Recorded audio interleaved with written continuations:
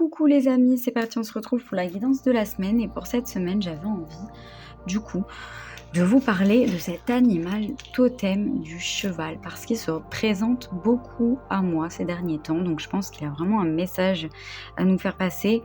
Donc tout d'abord on voit qu'il est dans un champ, il y a l'abondance, ça a l'air d'être au printemps donc il y a le bon temps, il est entouré, donc il y a peut-être cette notion de famille, d'amitié, enfin, de relation.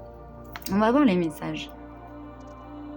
Alors déjà, le cheval, il nous parle quand même de liberté. On ne peut pas monter sur un cheval, on ne peut pas l'approcher comme ça en fait. Il faut d'abord apprendre à le connaître.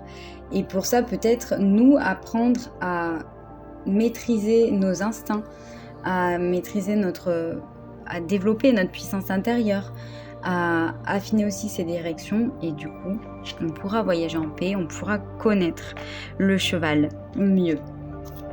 Il y a ce côté un peu aussi sauvage, un peu reconnexion à la terre et aux ancêtres, vous voyez. C'est un cheval aussi qui peut aller très vite et c'est un animal qui est vraiment proche de l'homme, où il y a vraiment des relations riches. C'est une relation où il y a quand même beaucoup de respect parce que souvent il aidait des fois les charrettes, les bagages, à porter les cavaliers sur le dos. Donc c'est vraiment un animal très proche de l'homme et où il y a un respect infini pour lui. Donc ici il se présente à nous pour nous interroger en fait sur notre propre liberté. Si vous cherchez le pouvoir, recherchez-vous ce pouvoir en prenant le contrôle sur vous ou sur les autres. Donc pour dresser cet animal, apprenez à le monter et donc à trouver votre propre équilibre, à votre assiette, à tenir en selle, à savoir guider.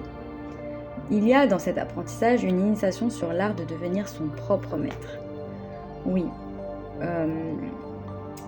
Donc du coup cela nous demande en fait d'incarner notre propre leadership, de savoir où on va.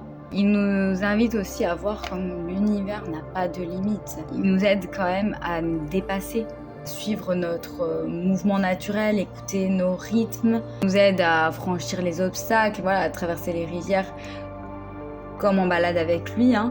Il traverse les bois les plus complexes, parfois des sentiers très escarpés. Donc c'est ça en fait, faire confiance aussi au voyage. Donc c'est très intéressant, là c'est un beau message pour nous sentir libres cette semaine. Et vous voyez, ils sont dynamiques, ils sont pleins de vie, donc à être aussi peut-être dans la gratitude, d'être ici et maintenant, d'être en vie, d'apprécier les belles choses autour de nous, voir la beauté autour de nous. Et je vois ça à l'instant où ça fait 3 minutes 33 que je filme. Donc c'est un beau message des anges. Le 333, c'est un chiffre angélique. Alors là, je sais plus qu'est-ce qu'il veut dire. Il faudra aller voir, ça peut être intéressant. Mais on vous dit que vous êtes quand même guidés.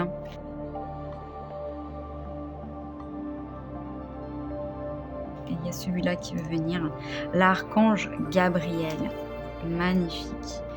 Et derrière, on a l'archange Michael aussi. Donc beaucoup de protection. Là, on a vraiment... la protection et l'évolution, on voit que vous évoluez en sagesse. On a le chiffre 21 aussi qui peut parler. Il est maintenant temps de poser tes objectifs sur un papier et ne pas rester à une idée générale. Clarifie ton intention, prépare un plan et pratique la méthode des petits pas, puis passe à l'action sans douter de toi.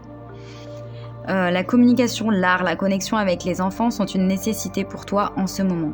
Si tu t'interroges sur ta carrière, celle-ci implique la communication, la créativité ou l'accompagnement d'enfants. Que tu sois un homme ou une femme, tu as un fort instinct maternel en toi. Entoure-toi le plus souvent possible de l'énergie des enfants. Marie et moi t'aidons à les guider.